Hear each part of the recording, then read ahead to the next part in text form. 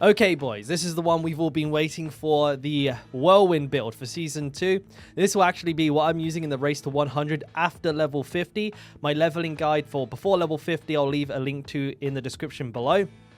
Last season, we got to rank 7 in the world as a Barbarian in hardcore. Solo, by the way, and this time we're aiming to do better. This will be the exact build I use post 50. And it's looking really interesting, actually. It's a Berserka, like I said.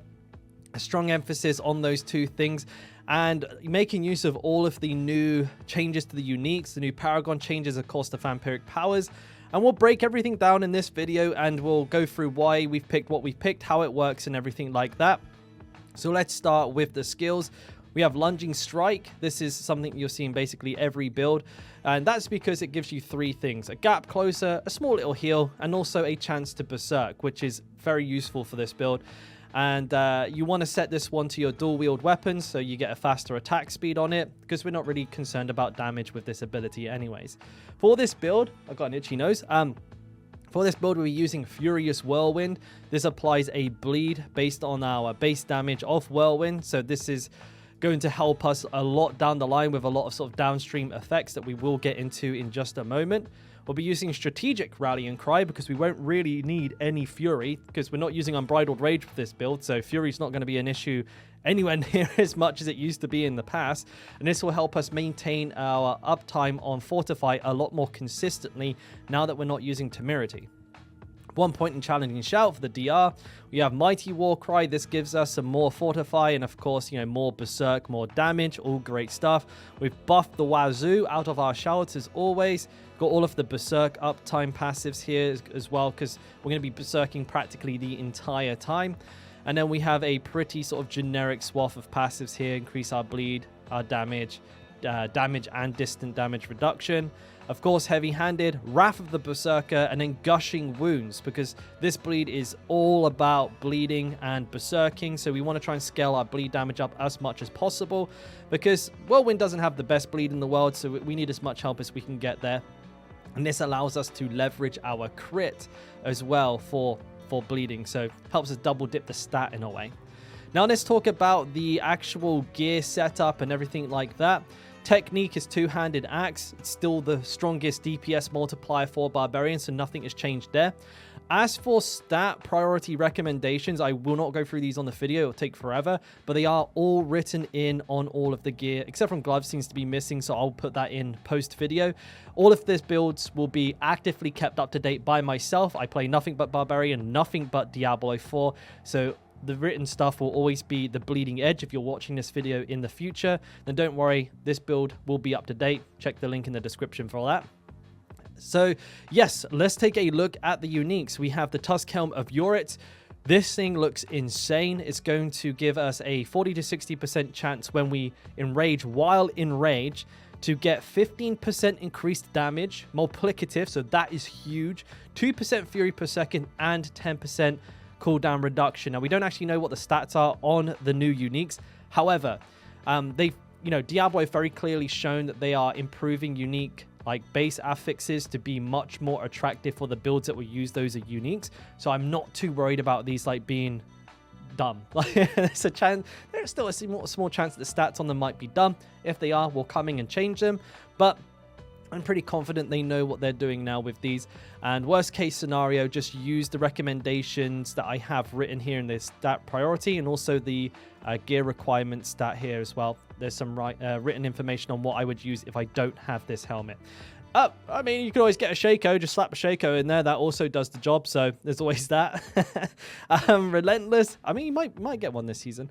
Relentless Berserkers, this is huge. This allows our Whirlwind to extend our Berserk duration. It's a lucky hit chance, but we'll be hitting so many enemies. This should be proccing quite frequently. At least, we've used this in the past, and it is very, very consistent.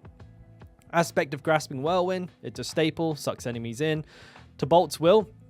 Now, this is a very interesting unique because for us as Barbarians, Shout Barbarians anyways, we have a near 100% uptime on Unstoppable. We have Unstoppable while our Rallying Cry is up and also while Wrath of the Berserker is up. So very, very easy to get access to this 20 to 40% damage increase. It's multiplicative.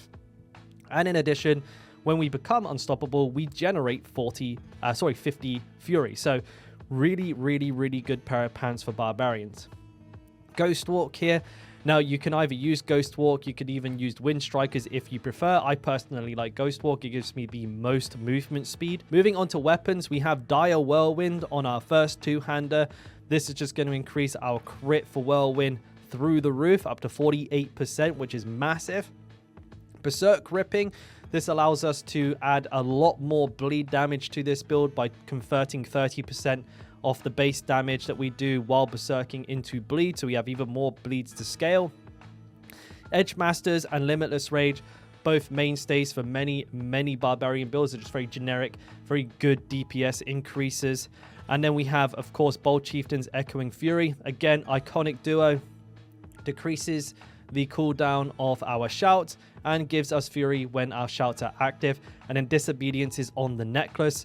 With the new buff to Disobedience, it's like super easy to get capped for armor by doing this, and that's why we've done it. And then for gems in our jewelry, we'll be using diamonds. This is a catch-all for all elements. However, depending on the content you're doing, you may want to change these. You know, if you're doing Dorial, you might want more poison resist, or if you're doing like the lightning boss, more lightning resist, until we figure out a way to cap all of our resistances as a barbarian. But it's going to be kind of hard for us because we're not an intelligence class. Sorry, coughed there, had to start again. So moving on to Vampiric Curses, we have Accursed Touch and Pray the Weak. This is another very powerful combo. Accursed Touch gives us a lucky hit chance to inflict a Vampiric Curse on enemies, and also actually a chance to then spread that to other nearby enemies. And Pray the Weak will make any enemy affected by Curse vulnerable and increase our damage to vulnerable enemies by 16% multiplicatively. So these two work together really well. And actually, with the new seasonal mechanic, when we cast either Rallying Cry or Challenging Shout, we'll release the up to 8 cursed souls that we have stored and do actually 200% increased damage thanks to a Cursed Touch. So this should actually hit pretty hard every time we spam our shouts. Vampiric Brace is just like a must-have for nearly every build. A chance to fortify when we kill an enemy. Not a chance, actually, a guaranteed fortify for 6% of our base life when we kill an enemy. And then also 8% crit when our fortify is above 50% of our max life, which will be all of the time with this build. Very easy to do. Then we have Undying, which heals us for 3% life every time we cast a skill. When you add that together with Raid Leader, we're going to be healing a whole bunch with this build, no problem.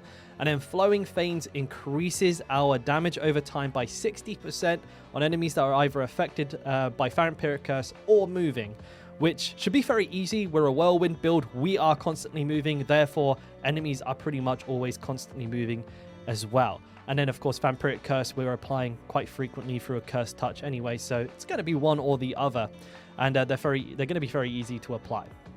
As always, everything I've kind of gone through already is written in even more detail in the build guide here if you want to really dig into the sort of nitty-gritty of what makes this build tick. Now, the Paragon Board. So we start with a pretty generic start. It's an exploit for vulnerability for 3 seconds plus some vulnerable damage, which is actually going to be really good. I'll show you why in just a second.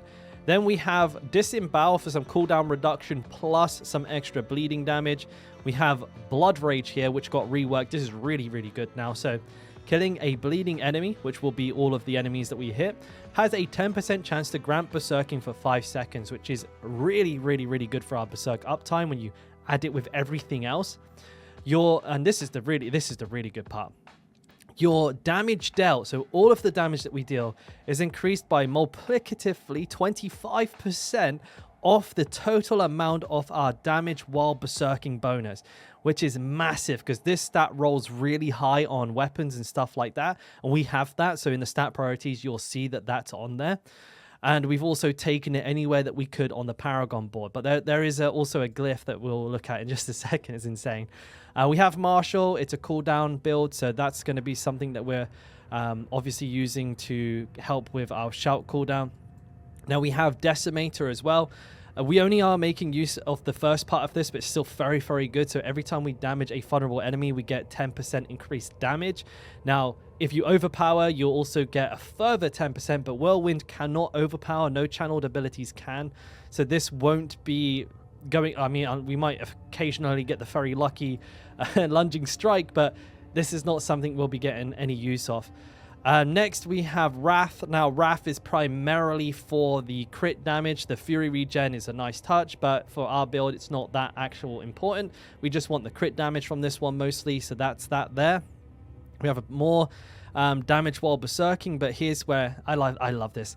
Aya with 75 strength is going to give us the most insane amount of increased damage while berserking, which is going to feed Blood Rage, as well as give us a bunch of damage reduction from enemies, elite enemies as well. So that's a very, very fun Paragon glyph there. Again, more damage while berserking as well, because, you know, we're going to be loving that. We're going to scale that up very, very well. But also, Hemorrhage works in a very similar way, except it's increasing bleeding damage by 15% of our total vulnerable damage. Again, it's a multiplicative scale, so this is really, really, really good. Gives us an incentive to have vulnerable. As I've said in my other guide videos as well, I really like the way that they've done this. They've made gearing a lot more interesting, the way that they scale all these different buckets. I like it. I think it's fantastic. And this is actually, like I said, going to be the build that I'll be using post 50 to level to 100. And if you like it, and if you found this useful, don't forget to give the video a like to help promote it to more people. And yeah, maybe consider subscribing to the channel. I don't know. Yeah, you know, I do a lot of Barbarian guides, general D4 commentary and stuff like that. So yeah, hit that subscribe button. If you want to catch me live, I'm live every single day, but I'm also participating in the race to 100. That may still be going on right now, or this video might be just releasing a little bit before. Depends on editing, really. And yeah, link to that will be down in the description below as well, along with everything will be down in the description if you need it. But thanks for watching, and I'll catch you on the next one. Peace.